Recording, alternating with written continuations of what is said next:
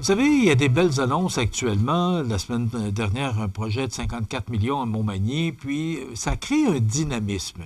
Cette nouvelle-là va tranquillement, là, parce que il s'agit de la digérer, parce que c'est toute une digestion à faire. Là. Imaginez-vous, 54 millions investis à Montmagny. Là, les gens vont s'organiser puis réaliser à quel point ce projet-là va susciter de l'intérêt, va susciter, je l'ai dit, moi, ça va créer un boom économique. Pas demain matin, parce que la pelletée de terre n'est pas faite encore, puis je ne sais pas quand on va la faire, mais ce qui est important de savoir, c'est que l'argent est là, le gouvernement l'a attribué, donc le chèque, là, il va se faire. C'est juste de savoir quand est-ce que les travaux vont commencer et surtout se terminer pour qu'on puisse utiliser ces nouveaux locaux. Mais il me semble, hier, on était invité au Boulodrome de Montmagny pour assister à un nouveau projet accompagné de Pierre Mercier là, pour inciter les gens à s'inscrire, à suivre des cours, à jouer à la pétanque. Bon, vous allez dire, ouais, mais c'est pas facile. Il n'y a rien de facile. Je joue au quai, puis je dirais, puis je joue au golf, puis je dirais qu'il n'y a rien de facile. Si c'était facile, tout le monde serait là. Alors, il y a des cours qui vont se donner maintenant. On va vous offrir le café. Il y a vraiment, là, c'est vraiment une belle idée. D'ailleurs, le député fédéral Bernard Généreux était là parce que c'est avec le programme Horizon. Il y avait Mme Renée Grégoire de la FADOC qui était là également. Il y avait Guy Drouin ici, Montmagny-Lillet. Il y avait beaucoup de gens qui contribuent, qui aident les personnes aînées, et c'est un beau social aussi. Donc, une belle initiative de Pierre Mercier, président du Boulodrome, et de toute son équipe, là, son conseil d'administration, et les gens qui gravitent autour du Boulodrome de Montmagny, en passant pour votre information. C'est dans le sous-sol du 25, l'édifice le 25, là, sur le boulevard Taché. Ils sont bien organisés, c'est vraiment bien aménagé. Alors, bravo, Pierre, pour cette belle initiative. On soulignait également la rentrée scolaire sous le rythme, avec de la musique, avec des musiciens qui sont originaires de la région et également qui sont étudiants à l'école Caso. Donc, je trouve tellement que c'est une belle initiative. Mixbus qui a amusé les étudiants pour la rentrée hier en 4e période. La part du fédéral en baisse inquiète les municipalités sur le financement des infrastructures. Bien, je comprends. Les dirigeants, les élus des municipalités sont de plus en plus inquiets parce qu'on se fait couper des budgets.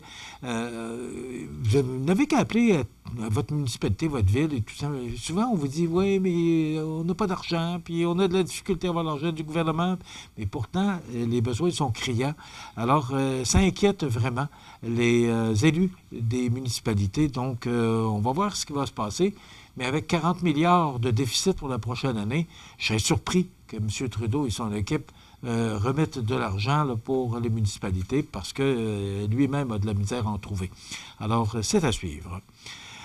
Si on se rappelle des souvenirs, en 99, retour de la station Mir avec à son bord l'équipage franco-russe après un séjour de plus de 6 mois dans l'espace.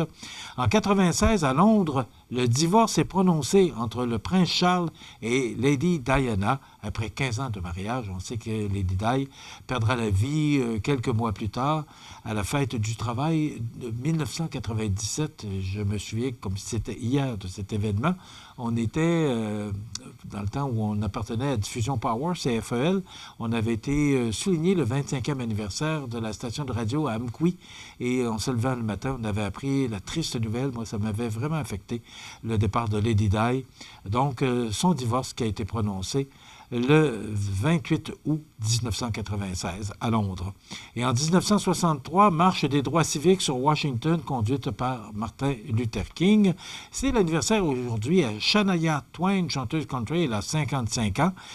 C'est également l'anniversaire Paul Martin, ex-premier ministre du Canada, il a 83 ans. Et Tom Hanks, 68 ans. Et on se souvient du décès de Jean Lefebvre qui avait tourné un film avec Dominique Michel et les petits frères Simard. Il est décédé en 2004 à l'âge de 84 ans. Et Jean Marchand aussi, on se souvient de cet homme qui est ex-syndicaliste et ex-sénateur et ministre fédéral, décédé à 69 ans en 1988. Cette semaine, on annonçait qu'il y aurait une taxe sur les importations fixée à 100% en Chine. C'est pas compliqué. Si vous voulez vous acheter une auto électrique, moi, je vous dirais, dépêchez-vous de le faire parce que, d'abord, c'est qu'il y a une subvention qui est très intéressante.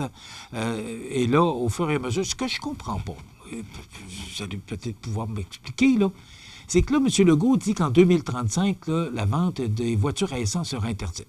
Jusque-là, ça va.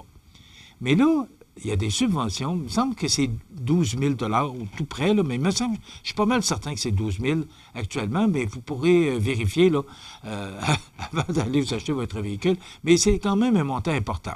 Alors là, il y a cette subvention.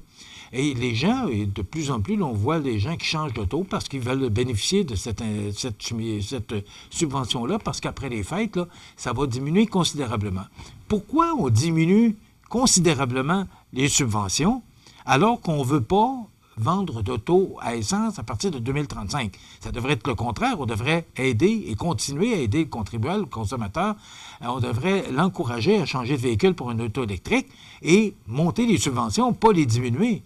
Mais là, M. Trudeau annonce qu'il y a une taxe de 100 % pour les importations sur les voitures électriques qui viennent de la Chine. Et là, qu'est-ce que ça veut dire? Bien, ça veut dire que si vous achetez une auto de la Chine, vous allez la payer plus cher. Mais malgré ça, c'est que si l'auto est construite même au Canada, qu'est-ce que ça veut dire? Parce que les autos au Canada, qui sont construites au Canada, seraient plus chères.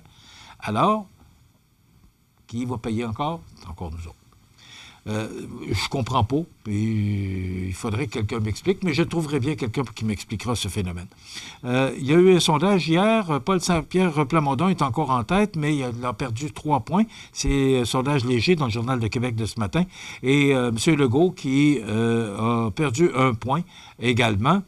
C'est le Parti libéral qui gagne avec 1 point, le Parti Québec solidaire avec 1 point et le Parti conservateur du Québec qui gagne avec 3 points et le Parti libéral du Canada est encore en deuxième position au Québec avec 27 % derrière le Bloc québécois à 29 %. Demain, on reçoit, attendez un petit peu, demain, on reçoit, je vais vous dire ça rapidement, Jonathan Renière et on reçoit le bistrot d'érable. Dans quelques instants, les avis de décès. Bonne journée, à demain.